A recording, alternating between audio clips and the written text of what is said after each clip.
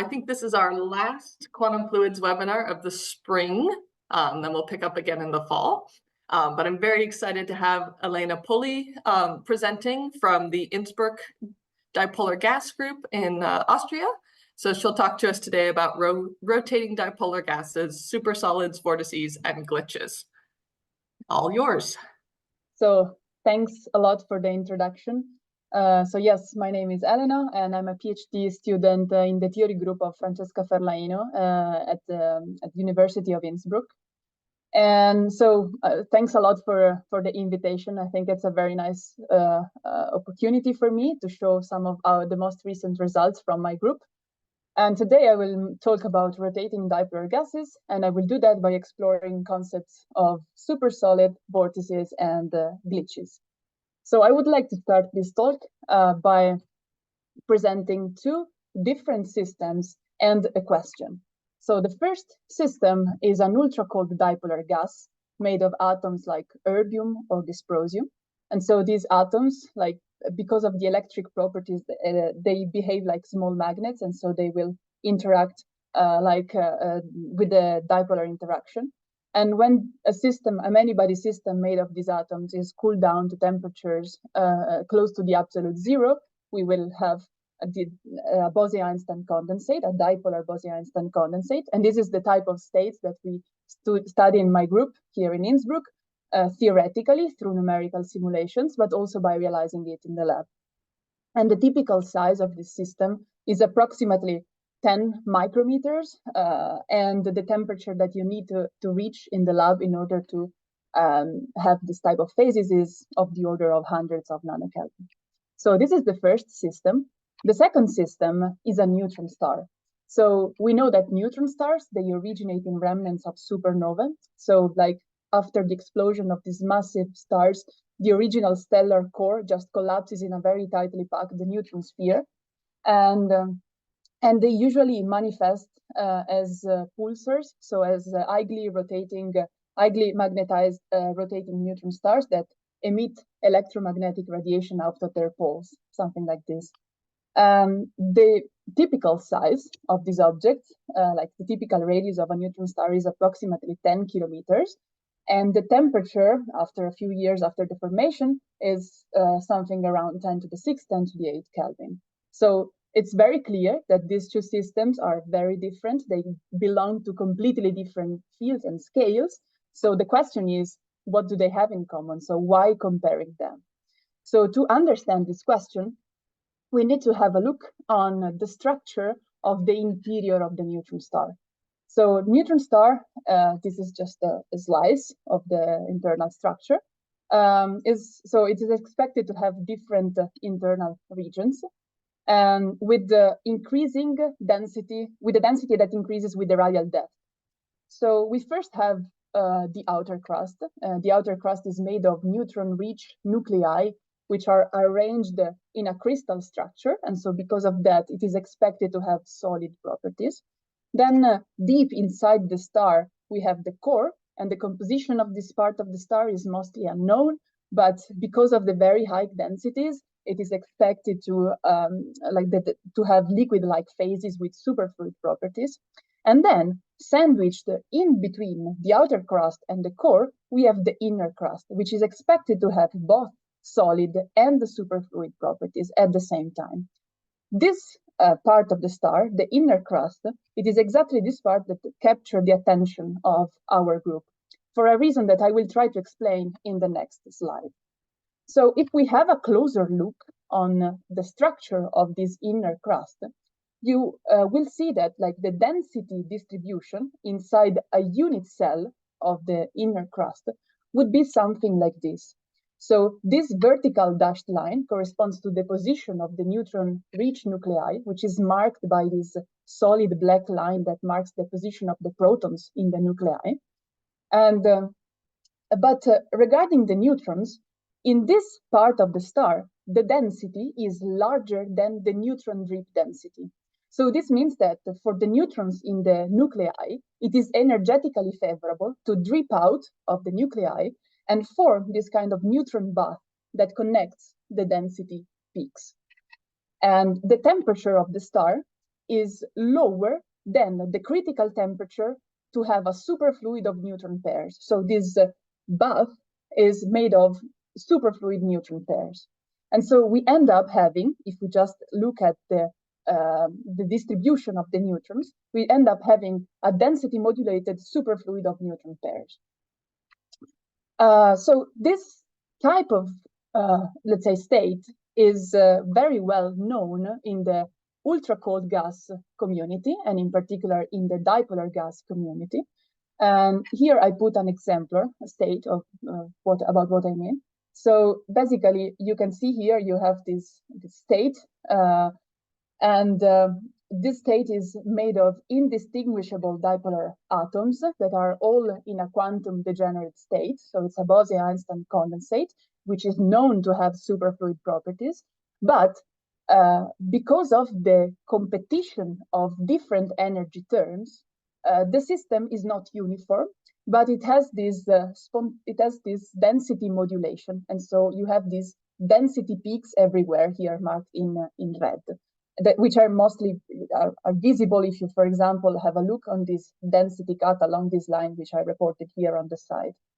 And this type of state in our community is known as supersolid phase. So we have two systems, and we have an analogy between them, which is this similar structure of the interior of the neutron star with the supersolid phase that we know in our community. And we know that analogies are a very powerful tool to look at physical phenomena from different perspectives, or to explore phenomena happening in unreachable objects like neutron stars,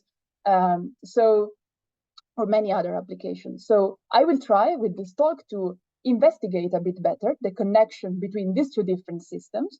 And so I will do that first by starting explaining what are the main properties of ultracold dipolar gases. And in particular, I will explain the origin of the supersolid phase of matter in analogy to the neutron star inner crust structure.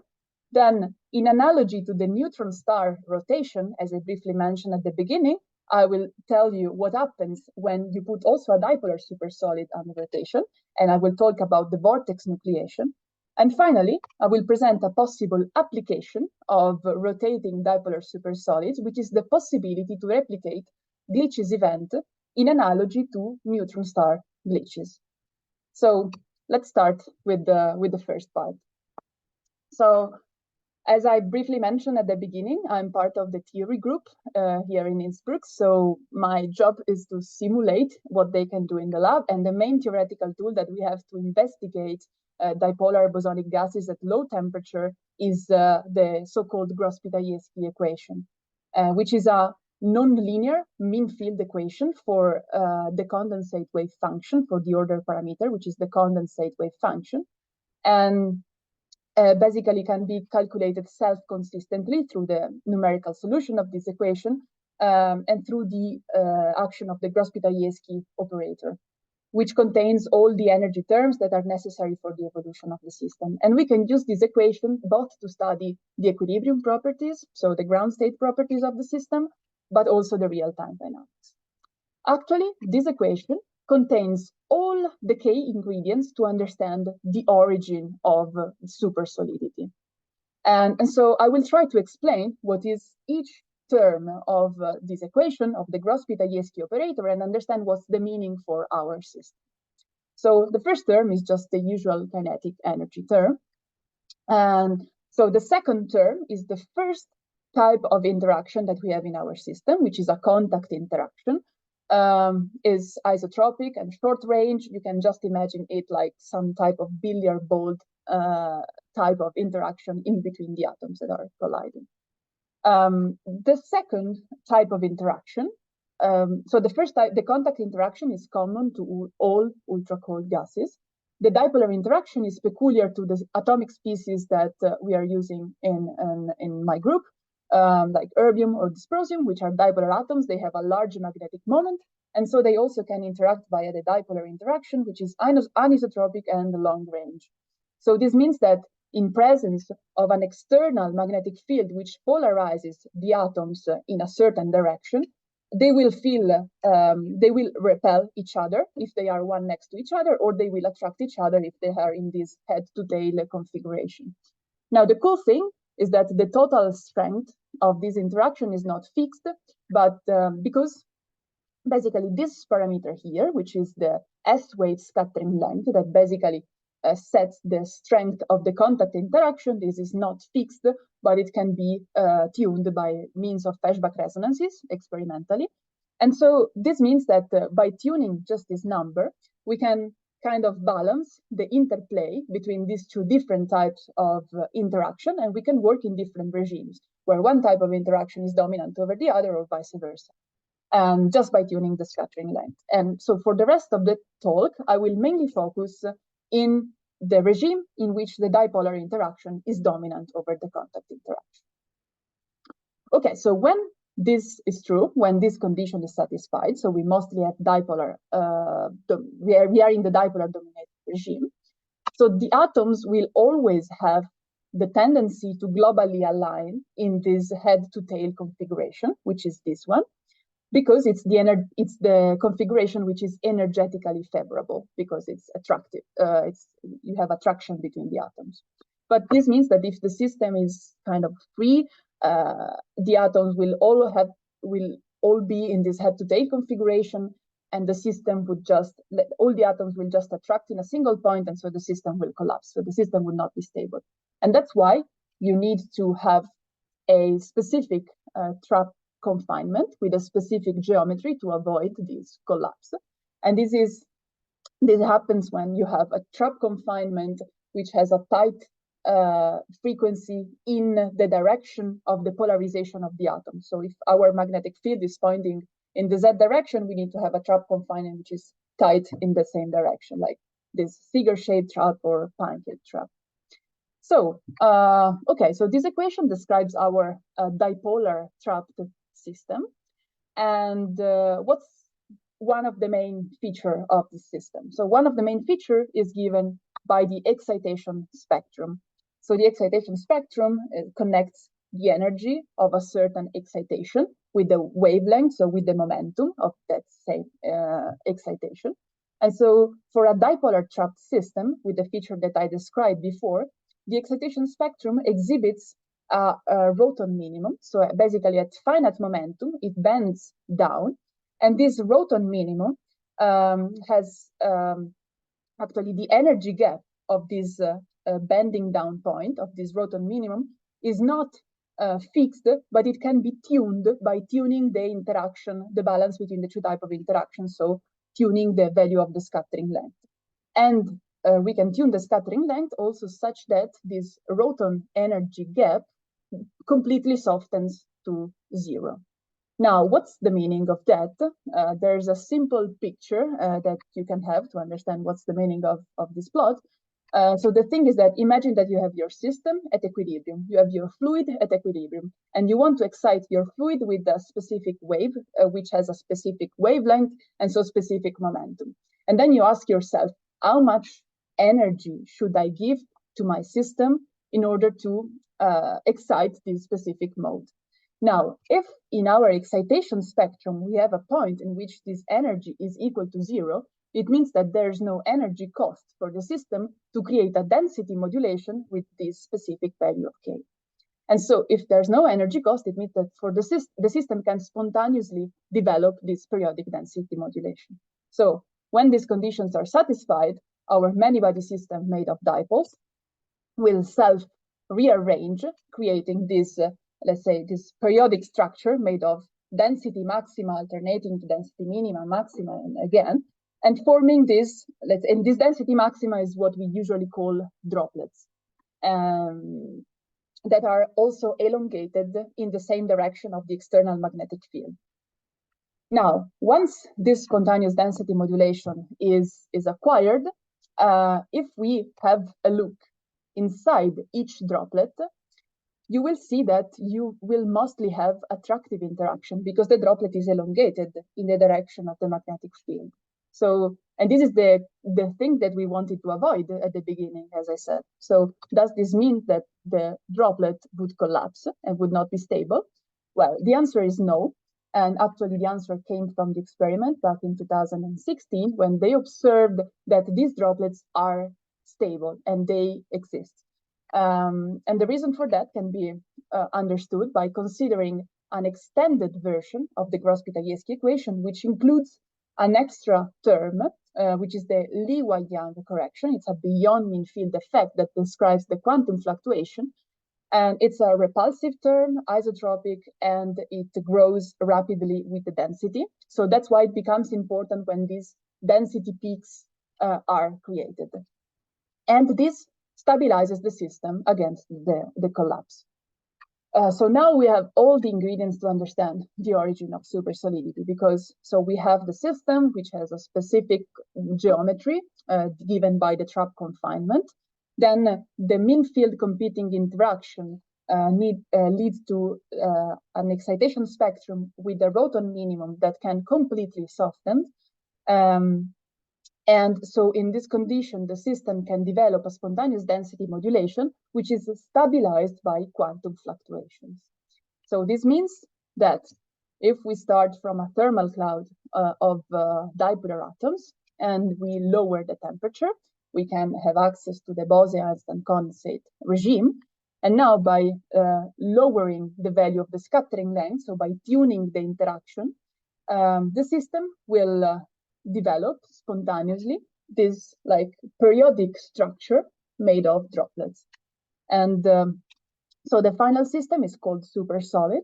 And it is characterized by the presence of a periodic density modulation created by the presence of this array of droplets. And these droplets are not independent from each other, but they share a global phase coherence. Like the first experimental observation of supersolids was back in 2019 by 3 groups in Innsbruck, Pisa, and Stuttgart, almost simultaneously. And this is one exemplar state that I reported. And basically, you can see really from the in situ images the presence of these droplets. And in this case, the periodic density modulation of the system is acquired only in one dimension. That's why it's called 1D supersolid, even if the system is actually always 3D. But you have this periodic density modulation in one direction, so it's called 1D supersolid. And so the question was, okay, can we extend this supersolidity also to larger geometries? So how scalable is this system? And this is what we obtained a few years later. So basically, by lowering the transverse confinement of the trap, but at the same time increasing the atom number that you load inside your trap experimentally, we were able to study and to observe the structural phase transition from 1D to 2D supersolids. And so basically starting from a linear chain of droplets, we observed something like zigzag states or double zigzag states up to something which is basically in a circular trap. So it's a circular supersolid.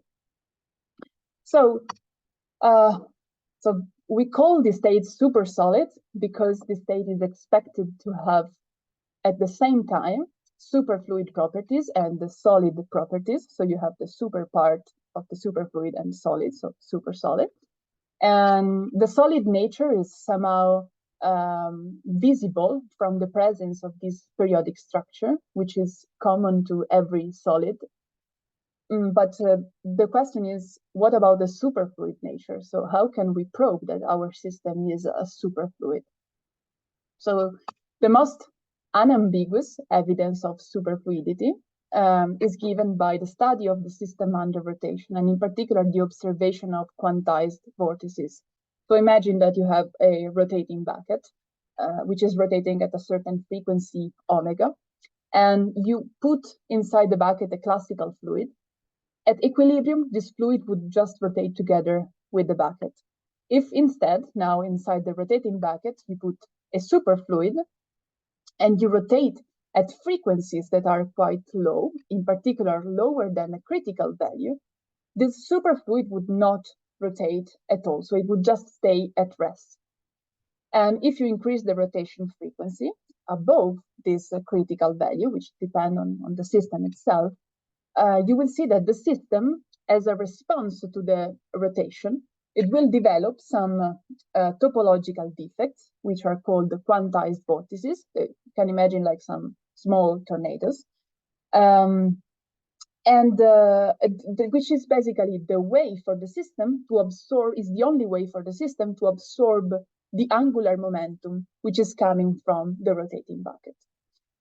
So it's a very clear signature of super fluidity. Now, if we have a closer look on one of these objects, you will see that they usually manifest as density holes, which are characterized by a 2π phase winding all around the vortex core, which is the hole. And they are quantized because the circulation of the velocity field is quantized, is always an integer multiple of h over m. So these vortices have been observed in many different systems in the past. So in superfluid helium, bosonic and fermionic condensates, exciton polariton condensates, and solid state superconductors. So in many different systems. But in all of these cases, somehow the vortices were created, and at the same time, they were also kind of free to move inside the system. Now, in our 2D dipolar supersolid, we have a platform which is expected to host quantized vortices, but at the same time, we have an additional structure, which is the presence of this density modulation. So the vortices will not be free to move everywhere. And this would lead to some kind of vortex crystal dynamics, or also because of the partial solid nature of the system, the angular momentum which is carried by the vortex will be reduced compared to the one that you have in the BC. So we would like to study this, but there are some open questions. So first of all, how can we efficiently impart angular momentum to our system, to our 2D supersolid without destroying it? And how can we detect these vortices? So with these questions, I will go to the second part of the talk, which is about vortices in rotating dipolar supersolids. So the first question was, how can we rotate a dipolar supersolid? So if you remember at the beginning, I said that each atom, like each dipolar atoms, is a small dipole. But once a droplet in a supersolid is created, you can also imagine the droplet itself like a big magnet. So each atom is a small magnet, but each droplet can also be seen as a big magnet. And so this means that the droplet would also be aligned always in the direction of the external magnetic field, which polarizes the atoms. So this means that if you now tilt the magnetic field, the droplet would also follow this direction. And so we can try to exploit these magnetic properties of the system to impart a rotation, and using the method that we call the magnetosteering. If you want to have like a classical analog, this is what happens also in ferrofluids. So here you see some droplets made of ferrofluids, and you have a magnetic field that at the moment is pointing out of the screen. And if you now,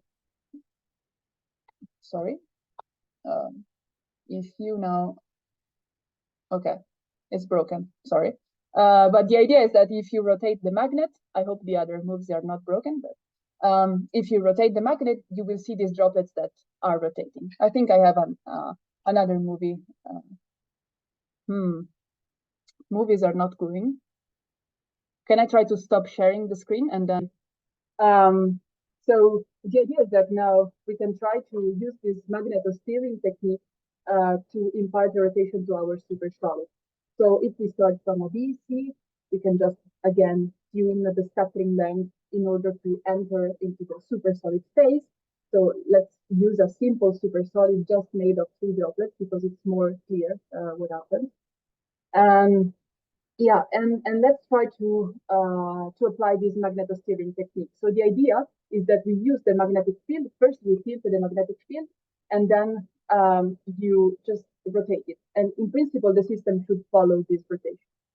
So here I have an example. So sorry, I forgot to mention. So here, this is a result from a simulation this is just the integrated density of the system, so it's just the system seen from above. That's the phase of the wave function on the central slice, and this is just a 3D plot, just to understand what's going on for our 3D state. Okay, so let's try to apply the magnetosteering technique. Sorry. Yes. Okay. So we tilt the magnetic field and we start the rotation. So as you can see, the droplets really follow the magnetic field, and then they start slowly rotating with the driving frequency, which is coming from outside. And what you see is that at the beginning, the phase was uniform everywhere. But now, after a few hundreds of milliseconds of rotation, actually, you see that there's a specific point in the middle of the system, which is this specific point here, which all around has the phase that goes from yellow to blue, so from pi to minus pi. So this is exactly the 2 pi phase winding that is the vortex itself, which here is also represented in 3D by this black line. So great. So this method seems to work. And so we can try to apply it to the experiment. So before going to the experimental part, we need to take into account, we need to study a few properties we need to take into account a few properties when we talk about vortices in dipolar systems. And these properties are the critical frequency for vortex nucleation and the density contrast. So to understand this, what can we do? So it's very helpful to compare the same results for a non-modulated state, so just for a DC and for a supersolid. So we take our initial system, either a DC or a supersolid, we rotate it at constant frequency, and then we look at the system after 1 second of rotation. And then we compare the results for different values of this rotation.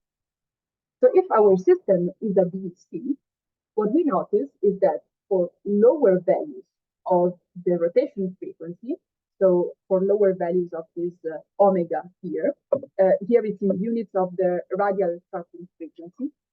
So for low values of this frequency, after 1 second of rotation, there are no vortices inside the system. We just see vortices if we rotate fast at frequencies that are close to this number here, which is the 0.7, and I will comment better later on this perception. But the idea is that we need to go to large frequencies to produce vortices. For a supersolid, instead, we start to see vortices much earlier, so also at lower frequencies, around 0.4, sometimes even earlier. And so this is a good news, because this means that it's somehow easier to create vortices in our supersolid. It's easy for the vortices to enter the system. And so this means that the critical frequency for vortex nucleation is lower than the one for the DC. But there's a problem. And the problem is that you can see here, so this subplot here, this is like the projected density, which is the quantity which is experimentally accessible. And so for a DC case, from the projected density, you clearly see the presence of these holes. And so vortices are visible because you have enough density contrast to observe them. These vortices are not really visible in the case of the supersolid because they will lie in the interstitial region in between the droplets where the density is very low. And so you don't have enough contrast to observe them from the integrated density. So we need to find a way to observe these vortices also in the supersolid phase. So what we did is that we collected different observables, and the first observable is related to the rotational response of the system. So what did we do? We took our initial system and we rotated at constant frequency through the magnetosteering technique that I presented before. Now, if the system is in the DC regime, you just image the system at different times. And what you do is that you count the number of holes that you have in your system, and it would be the vortex. If the system is in the supersolid phase, what we did is that before imaging the system, we changed the scattering length in order to melt the droplets. And this is just a small simulation of the process itself. So melting the droplets, the process of melting the droplets increases the contrast. The vortices are topologically protected and they will stay there. And now we have enough contrast to measure the number of holes that we have produced in the system. So these are some experimental images. This is the initial state, we rotate it, and finally, this is what we actually measure after the melting process and the imaging technique. So you can clearly see this hole here. And then we just repeated this procedure for different rotation times and different rotation. So here we collected these results. So what you can see here is the rotational response of a PVC. This is the first column, and of a supersolid, this is the second column. First row is the theory, second row is the experiment. So the color that you see here means that we measured a certain number of vortices in the system. So you clearly see there's a clear difference between the rotational response of a BC and the one of a supersolid. For the BC, you see vortices only if you rotate at frequencies that are close to this number 0.7, always in units of the radial tropic frequency that I already mentioned before. So there's kind of a resonant behavior of the system. And this is well known in literature, the reason for that, because at this rotation frequency, you have the superfluid quadruple mode, which is at resonance. And so this resonance leads the system to an instability. And this is the speed needed for the vortex nucleation. So that's known in literature also for other systems. Regarding the supersolid, actually, the situation is a bit more complex. And this is due to the dual nature of our system, the crystalline and the superfluid nature. What you can see is that at low frequencies, okay, you clearly see again a resonance behavior, which is kind of similar to this one. And this is again due to the resonant superfluid quadruple mode. But the system also has a crystalline nature, so there's also another quadruple mode, which is the crystal quadruple mode, that instead sets this threshold, after which we basically see vortices always for every higher frequency. So this is the first observable that we collected. The second observable is instead related to the time of flight expansion. So basically to the interference pattern of a supersolid with or without a vortex. So the idea is always the same. We take our initial system, we put it on the rotation, and and then before we rotate it for a certain time, and then you remove the trap and we let the system expand. So the system will just create some interference pattern, which is very different whether there's not or there's a vortex in the middle. So in the case where this is a simulation, if there's not a vortex, this is just our initial system made of two drops. If there's not a vortex, you remove the trap, you let your system expand, and what you see is that the system will create some kind of constructive interference pattern in the middle. If instead you take exactly the same thing, but now in the middle, and it is marked here by this red cross, there is a vortex, what you see is that after the expansion, the system will not behave the same constructive interference structure, but it will create destructive interference. And this is because the vortex is topologically protected during this expansion. And so the hole will remain a hole also during the expansion. So there's a clear difference between these two. This is what we predicted from the theory. And this is also what we were kind of able to observe experimentally. So this is an example of an interference pattern where we don't have vortices in the middle of the system. And this one is an example of an interference pattern where we think to have vortices inside. So summarizing, the cumulative observation of the rotational response of the system at different rotation frequencies and the time of flight interference pattern provided a way for us to claim that we observed these vortices in dipolar supersolid. So with our dipolar systems, we have supersolid. We can have supersolid states, and we can put this supersolid state under rotation, and we can have vortices inside. Now the question is, what is a possible application of that? And the application is that we now can try to reproduce some glitches event that usually occurs in neutron stars, as I will explain in the next part of the talk. So what are glitches? So as I mentioned at the beginning, to remind you, usually neutron stars manifest as pulsars, that are these highly magnetized rotating neutron stars that emit electromagnetic radiation out of their poles. And so this radiation could be observed from Earth, and so you can measure the off-pulse, on-pulse, let's say, signal.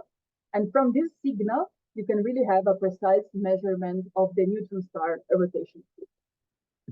So the star is emitting radiation, so it's losing energy in time. So what you expect is that globally, the star would spin down in time because it's losing energy. But what you observe experimentally is that every once in a while, the spin down process of a neutron star is interrupted by a glitch. So the glitch is this sudden jump in the angular velocity of the neutron star, which is very small because the order of magnitude of this jump is actually goes to 10 to the minus 12 to 10 to the minus 3, so it's super small.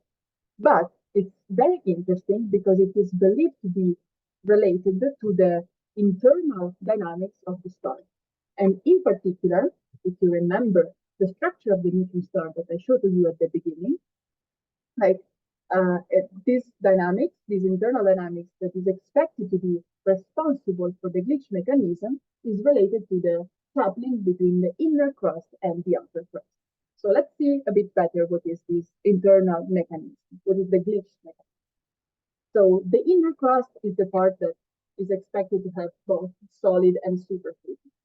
We know that the star is rotating, and because of the superfluid nature, then in this part of the star, part of the angular momentum will be stored in form of quantized vortices, because this is the way that a superfluid used to store the angular momentum. It creates vortices. Because of the solid structure, because of the crystalline structure also, these vortices are not free to move everywhere, but they will be pinned in specific position in between the crystal sides. Now, because of the superfluid nature, like the star, that the interior of the star would not keep up with the slowdown process, but it would lag behind.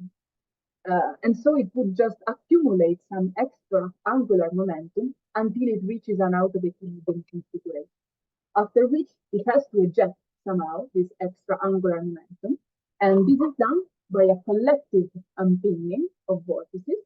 And so their angular momentum is ejected from the inner crust of the star, and it is absorbed by the outer crust, which spins up, originating a glitch, which is measurable from Earth.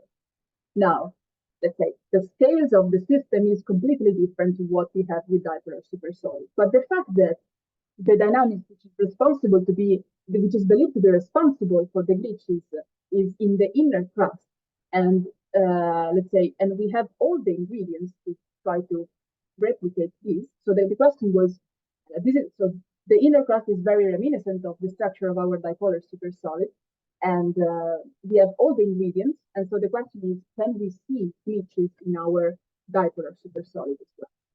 So we tried to set up a model to do that. So we took our initial system, our dipolar supersolid, and this is in 3D, this is just a 2D density, and this is the phase. So if it is at equilibrium, the phase is uniform everywhere.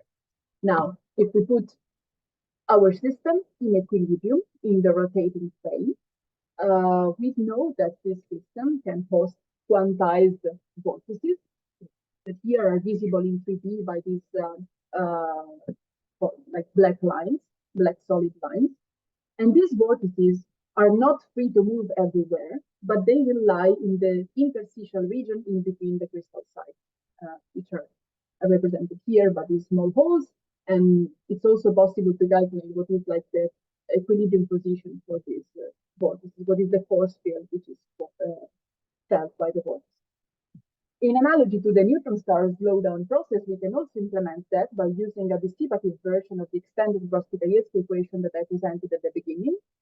And additionally, so this glitch mechanism is like related to, like, is due to the interplay, to the coupling between the angular momentum which is ejected by the inner crust and absorbed by the outer crust. So we need an extra equation, which is this feedback mechanism, which mimics the coupling between the inner crust and the outer crust. So the idea is that our dipolar supersolid plays the role of the inner crust, and this equation here plays the role of the coupling with the outer crust.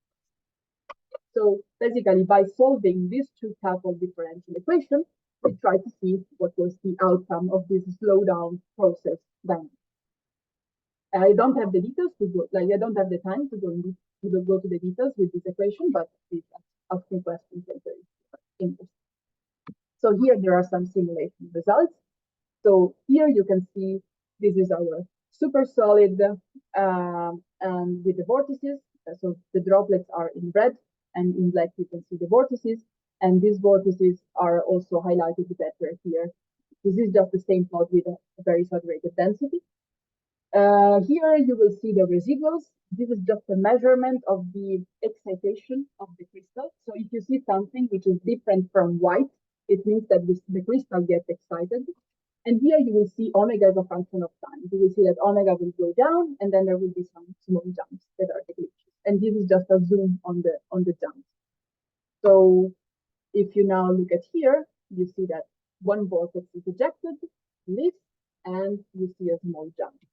Now another vortex lifts the system, and again in the omega you see another jump. And finally, if you look again here, you see another vortex is leaving, and you see another small jump.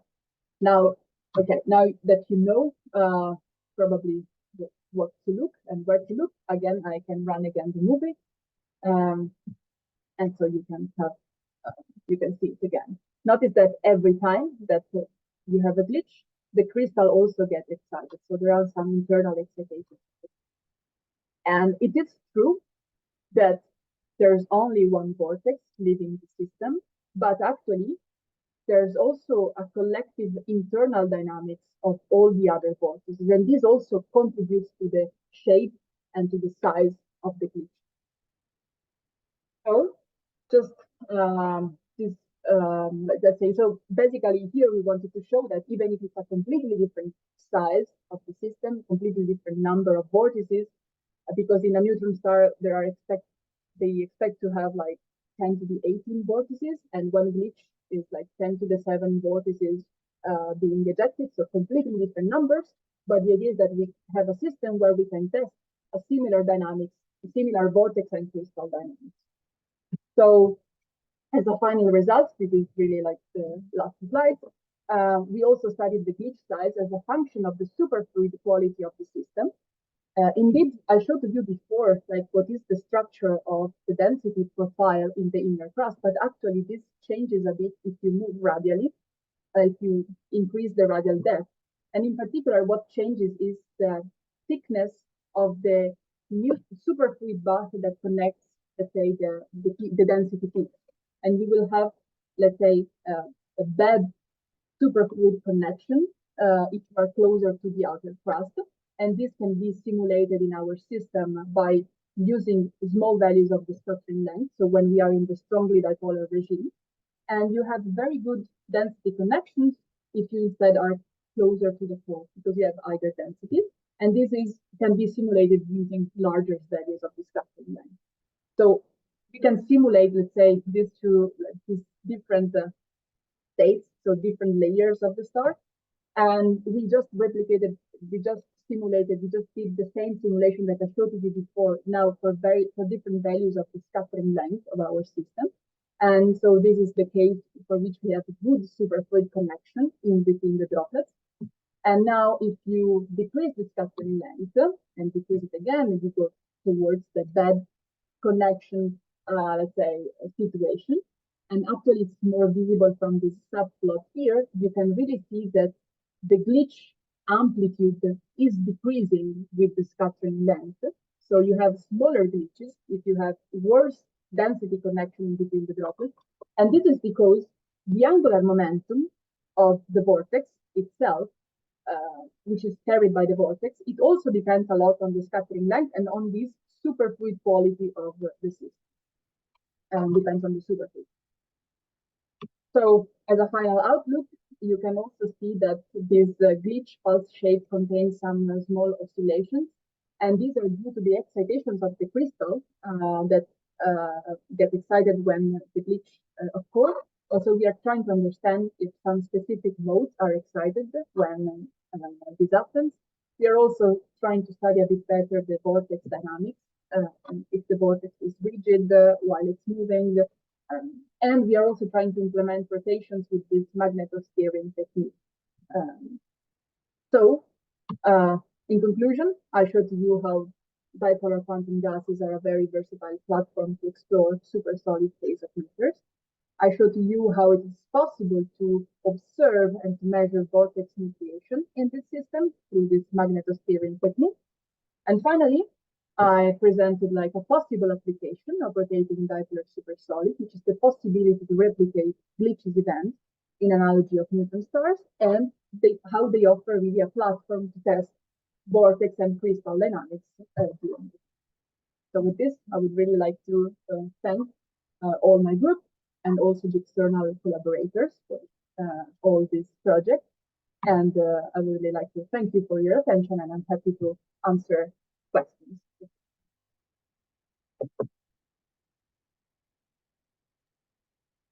Thank you very much for an excellent talk. If we've got questions, if people want to raise their hands in the Zoom, excellent. We've already got a question here. Kwan, do you want to go ahead and ask your question?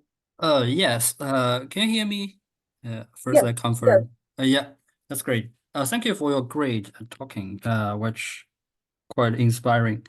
But I have one question is about the transition from superfluid to the supersolid.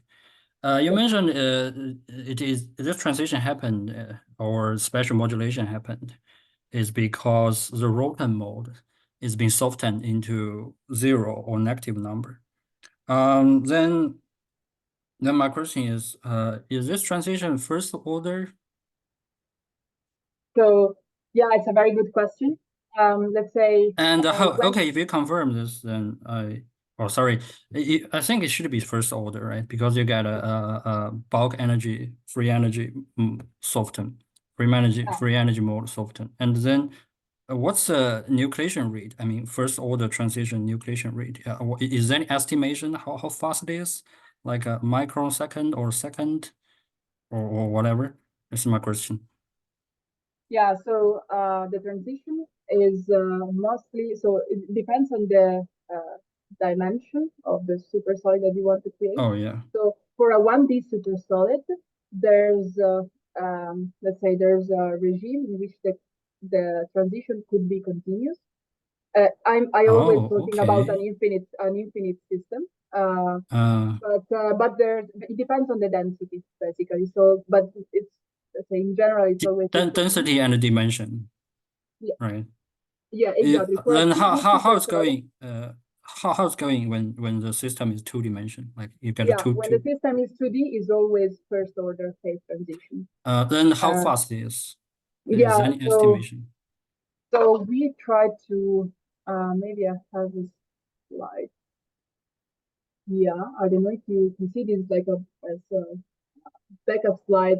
So the idea is that we try to simulate these, let's say, these supersolid formation with different different protocols. So one way is really first to create your BC, and then what you do, you tune you ramp the value of the scattering length, and you see what the supersolid, you see the supersolid formation. So what you see is that first the droplets actually, like the time scale is hundreds of milliseconds, let's say something like this. But Yeah. first, what you see first is that first you have the formation of this density modulation, and then it takes much more time to reach the global phase coherence, okay, in the system.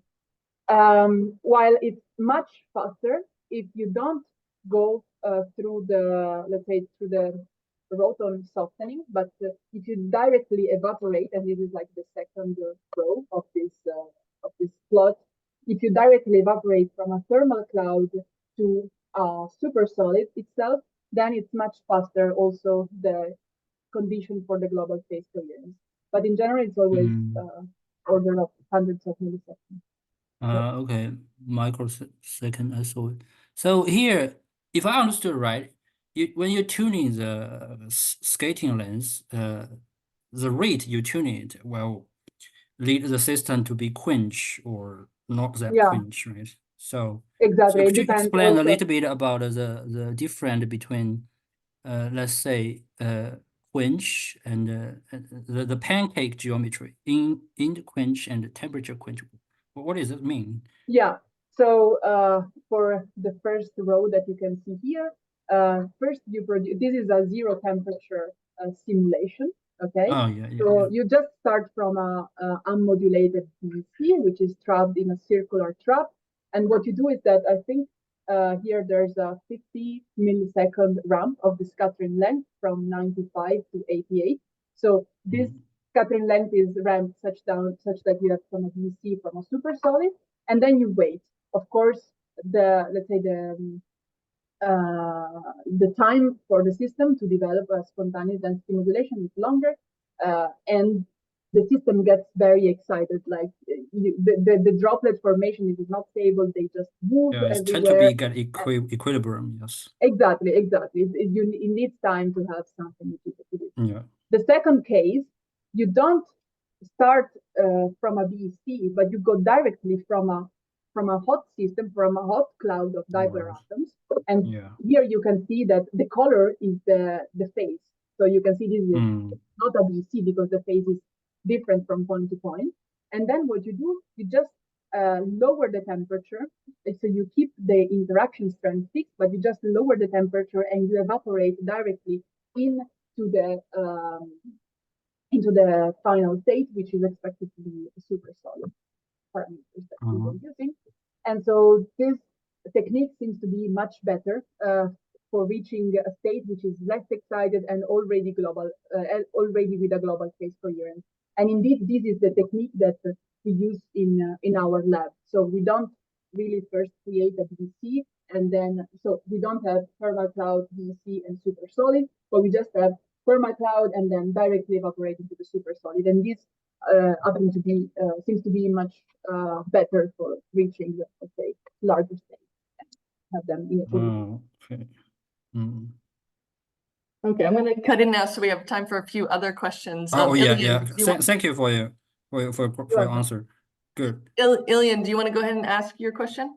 Yeah. So, do you hear me okay? Yes.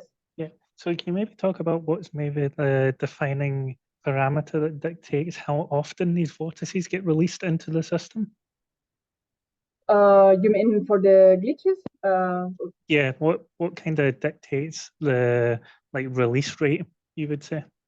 Yeah. So let me do that here. So the time scale for this, let's say, glitch to occur mostly depends on this parameter here, which is gamma. So this is just it's the Gross-Pitayevsky equation, but it's like instead of it's like a dissipative version because of this dissipation parameter gamma that basically sets the coupling between the system itself and the trap which is rotating. So it sets how much the system lags behind with respect to the rotation of the trap. And this somehow sets the time scale for the vortices to be ejected because it sets the time scale for the system to like absorb, to keep this extra angular momentum and then reach this out of equilibrium configuration, after which it has to eject the extra stuff. So then, could you think of it as more of a timescale on which to release a total amount of angular momentum rather than a total amount of vortices? Sorry, can you repeat? So obviously that dictates not so much how many vortices are, or how often a vortex is released, but how often that angular momentum has to be put into a system. Exactly. So it's more of a way of thinking of it in terms of how often does this angular momentum have to be kicked back into the system such that it's not lagging behind? Exactly. I think so. I would interpret it. Yes, I think it's correct. Okay, All right. cheers. Carlos, do you want to ask your question? Oh, thank you. Thanks for the talk. I have a question about when you try to create the vortices by expanding. Have you tried to do it in a situation where you don't have any superfluids, so you're completely solid? So you tune your scattering length to go to a situation where we have minimal contact between droplets, and so no superfluid present. And whether you've seen vortices in that situation when you try to expand afterwards. So we haven't tried, and the thing is that the lifetime for the state where you don't have, let's say, where you have just independent droplets, it's not like the system is so dense that the lifetime is very short. But the idea is that if you don't have any density connection in between the different droplets, it doesn't really make sense to think about vortices being there because you have zero density in between the droplets. No, it is true that you will develop. I think you will develop vortices. Yes, with let's say you will develop them, but they will be completely random, right? Because this would just depend on the, let's say, the phase difference between the three droplets or how many. Exactly. So Zurek mechanism, basically. Exactly. But so this means that each time that you realize your experiment, you would get something which is different. And so if you average over different many repetitions, it will not be repeatable because you will get something different every time, right? Okay, thank you. Yeah, thanks. All right, I actually have a question as well before we finish. So I was noticing you have the nice plots comparing your experimental results where you see the two different resonances when you're spinning and your theory results with the two different resonances and those plots, excellent. And I'm just noticing that the vortex number on the theory goes all the way up to 7 or 8, and on the experiment it goes to say 2. Is there what's the reason for that? So okay, in the theory, we count the number of vortices coming from this. Basically, we count the number of 2-pi phase windings that we have in the system. So this vortex number is coming from the phase, which is not accessible experimentally. So we tried to apply, let's say, the same vortex count. I don't have it here, but we tried to apply the same vortex count method as the experiment. So we really tried to reproduce each point from this droplet melting process and then counting the number of vortices from them, adding some kind of noise in the theory data. And actually we saw that the number of vortices is somehow reduced, not to 2, but like, I don't know, 4 or 5. So yeah, I think this reduced number of vortices is just first to the noise, because or to the presence of thermal cloud that maybe just hide some holes, and and on the fact that we have much more just clear data than that here, I think. But we try to reproduce exactly the same analysis on the two set of data, and we found that the number of vortices getting okay, similar.